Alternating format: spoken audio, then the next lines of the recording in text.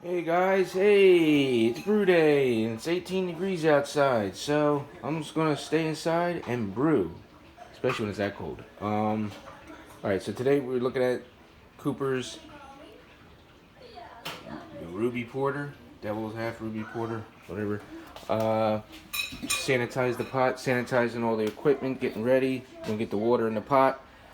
Gotta hook up my filtered water. Um, I did use 2 packets of the no rinse sanitizer that Cooper's gives you. And the only issue I have is there's no bubbles like Star Sand like you're used to. And to me, it's slimy as all get up. Like you stick your hand in here, it has like a bleachy smell. It actually has a smell to it. Yeah. And it's like super slimy. Like, and it say no rinse, but to me it feels like I'm cleaning my equipment with OxyClean or a bleach type of product.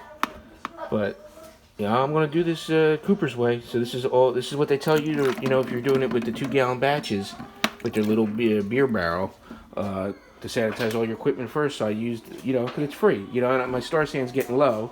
But, I'm probably not going to keep this around. I'm probably just going to dump it out when I'm done with it and then go back to making my Star Sand, Don't fear the foam, guys. Don't fear the foam, as they always say, because I'm used to that. This, like, it's all on my hands now. Like, I have to rinse my hands off or dry them off. I'm really, it's almost like using, what did I just say? I know I'm sounding redundant.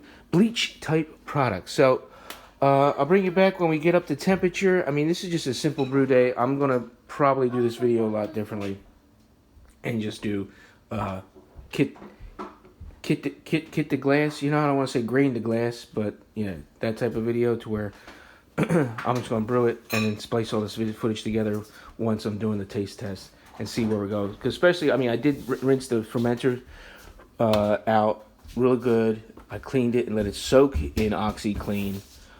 Just to be on the safe side, and hopefully, like I said, I've been drinking on the other brew, and it still has a sour twang to it to me. Like I said, I don't know if it's the kit itself. It needs more age time. A lot of guys had recommended just let it sit for a little bit. Maybe that will go away. Maybe it will, but, you just don't know, So I want to get this on to go, and hopefully everything works out. So I'll bring you back. Why don't we get this water up to temp?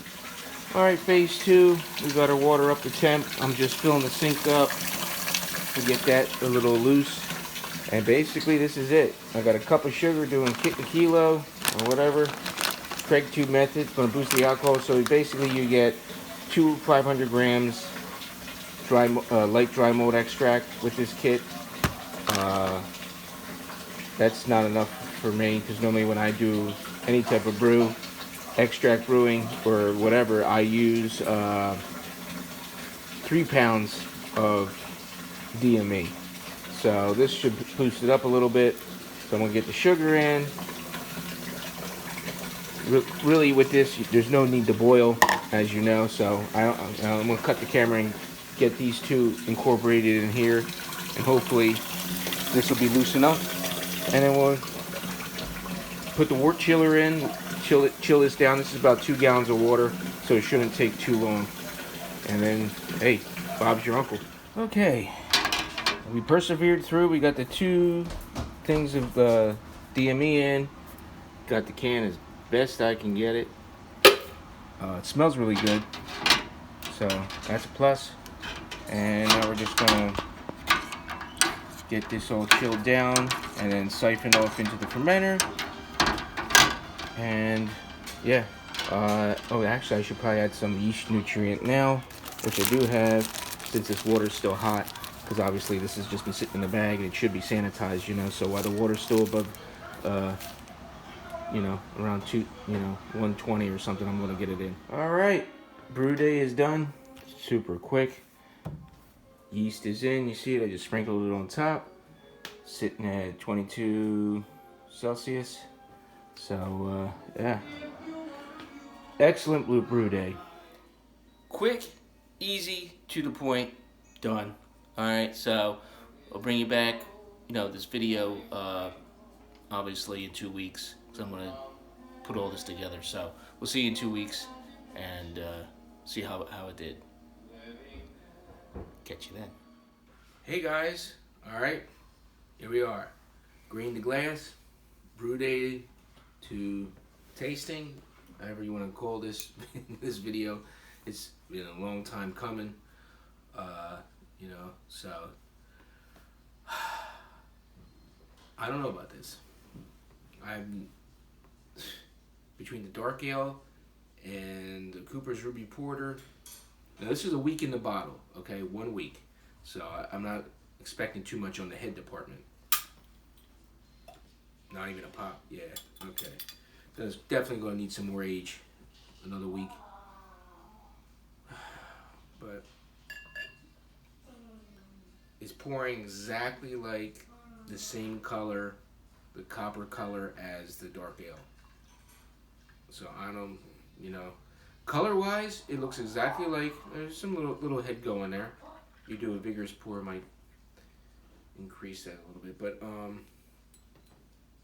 the sediments at the bottom, definitely don't want to kick up any of that anyway. So let's see. No. Not too much on the hop profile, obviously. No. Smelling similar notes to the dark ale. That sweet, dark caramel thing going on. Yeah, it's got a sweet nose to it. That's all I can say. It looks exactly like the dark ale. Maybe, they switched out the yeast, for the little white one and just repackaged the dark ale as the porter. But let's see. Cheers.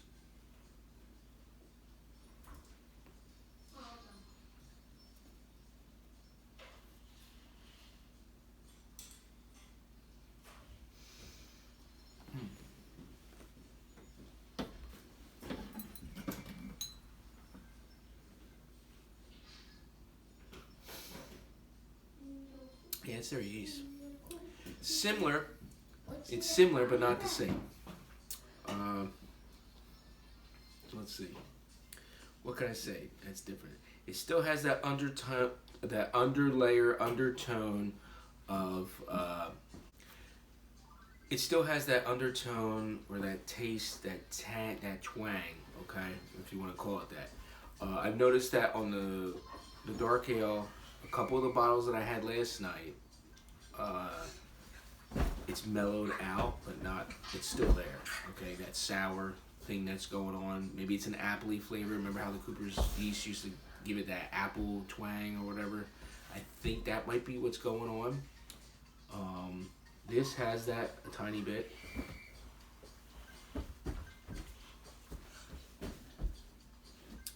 But this is my first time tasting it besides the bottling day, and I was just so, it was like, I tasted it and tasted that little twang thing going on there. I was like, do I dump the whole thing down the drain? I was like, but then my wife had a sip of it. I said, you gotta taste this, please. And she said it doesn't taste as bad as the other one. So, in that regard, I went ahead and bottled. And that's what we have here. Obviously I'm not happy.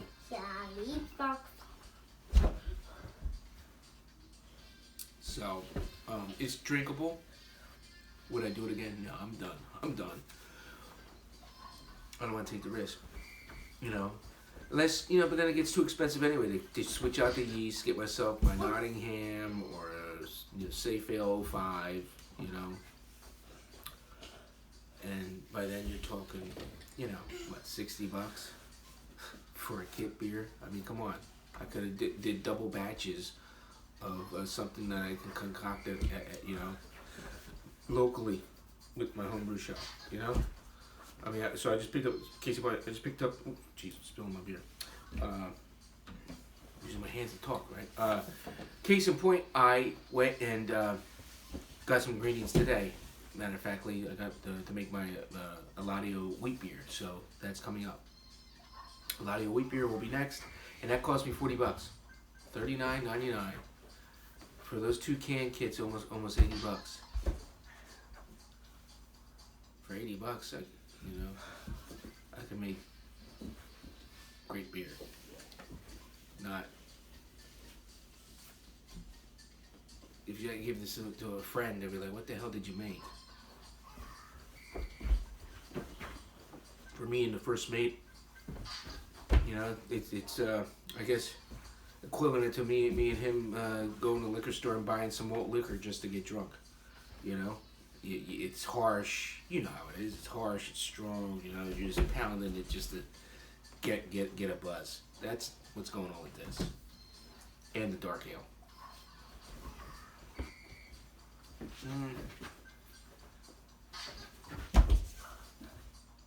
What else can I say about it? It's sessionable. I'm not gonna say it's a porter. I don't know what the hell you want to call it. I mean, it has no chocolate flavor. Maybe it's there, a chocolatey flavor. There is some bitterness on the tongue and on the finish.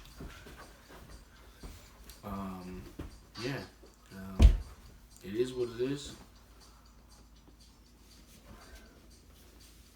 I have 40 more bottles of beer on the wall to go through now. But at least this is more. The only plus to this is it does taste better than the dark ale. The dark ale has too much of something going on with it.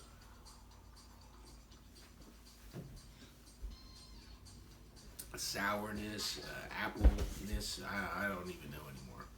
I'm giving up trying to, think on it when I'm drinking the daggone shit. So, hope you enjoyed this how-to, if you want to call it that, or brew day to glass video. First one I've ever done. So it's been like a long time just waiting to post this. So I have to free up some bottles, and once the bottles are freed up, or at least if I have 40. I mean, I do have some clear bottles, but they're so old that they're at the bottom of my crates, and they're all filled with mold, from just sitting in the garage. That white powdery mold. So I would really have to bleach them and clean them, and and do all that. And plus, they're clear. There's a lot of Miller High Life bottles or something, or Nuki Brown Ale, Nut Brown Ale bottles. So I could do that if I want to spend my time cleaning to make sure that nothing happens, right? Soak them in bleach, soak them in Star Sand, whatever, But other than that, I'll just keep waiting till I free up at least 36 of these. Then I should have enough. So, other than that, please like, subscribe if you're new to the channel, and all that jazz. I've lost a lot of subs. I don't know why. I had 313. And now I'm down to 308. I don't know what's going on with YouTube. Anyway, I am also on Rumble. I'm not going to, I'll put the link in the description underneath. Just, just to have a second channel, because you never know when they're going to give you the axe. YouTube, I can say the wrong thing here. I can, say something political or something that they don't even like. I don't even know. Like, I do smoking videos, as you know, with my channel. So if one day they might say we're anti-tobacco, so we're blacklisting you, and then they blacklist you anyways, for that anyway. So like I said, I'm not here making money, but I'm just saying that if there was a potential, then you're done. So I'll put the link in the description underneath for my Rumble account. It's like Captain Bailey's Adventures. I don't even know if it spells Adventures all the way. So I'll just put the link, and please like and subscribe over there too. I only have one video up so far, but this video will be over there as well. So hey, we'll have two channels going, just as a backup. Because like I said, you never know. Here one day, go on the next. If they ever cancel my account for whatever reason, and then you guys will never be able to, find out where it went. To my loyal subscribers, or the people that always comment and the people that always watch my stuff, because I have 308 people that are subscribed to the channel, and only probably 3 or 4 of you guys actually comment and respond. So I don't know who else is really watching. Because with my views, I only get about 17 to 20 views on average. So it is what it is, and sometimes it's disheartening, but whatever. This is my hobby, my brew journey, a legacy for my children, I guess. If these videos aren't taken down, obviously. Somebody can still look me up later on in life. So until we do it again, my friends, remember, let's set sail.